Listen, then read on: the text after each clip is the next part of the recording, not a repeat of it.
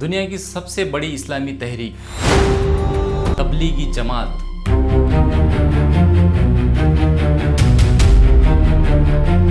साल 1910-11 के बीच मौलाना मोहम्मद इलियास कांदलवी ने अपनी तालीम पूरी की और मकतब का निज़ाम देखने के लिए मेवात के सफ़र पर निकले।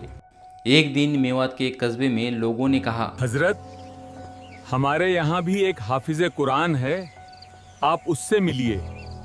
जब वो नौजवान सामने आया, मौलाना ने देखा चेहरा बिना दाढ़ी, बड़ी बड़ी मूछें, हाथ में कड़ा, हुलिया देखकर मौलाना का दिल बैठ गया। या अल्लाह, अगर एक हाफिज का ये हाल है तो आम मुसलमानों का क्या होगा। यही वो लम्हा था जब मौलाना के दिल की फिक्र एक छोटी सी चिंगारी से आग बन उठी।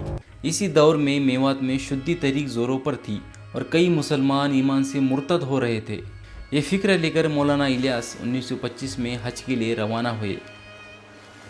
काबा के सामने बैठे और हाथ उठाए, दुआ की, या अल्लाह, इस उम्मत की हालत पर रहम फरमा, इनके लिए कुछ कर, कोई रास्ता दिखा।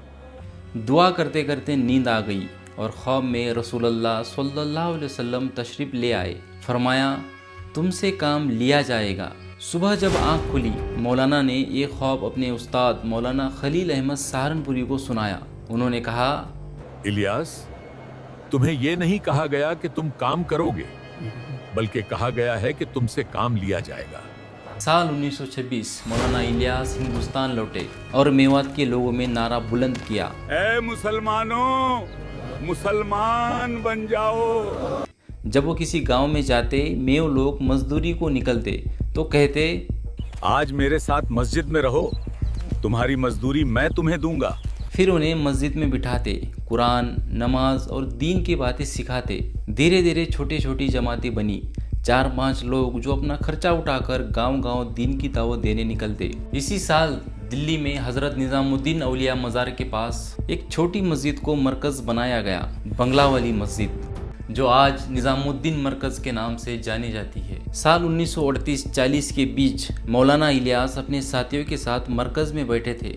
उन्होंने कहा, एक दिन इस मरकज में अमेरिका की जमात यहाँ ठहरेगी, अफ्रीका की वहाँ और यूरोप की इस तरफ। उनके साथी मुस्कुराए। हजरत, ये कैसे मुमकिन है? हम तो चंद ही गिने चुने लोग हैं।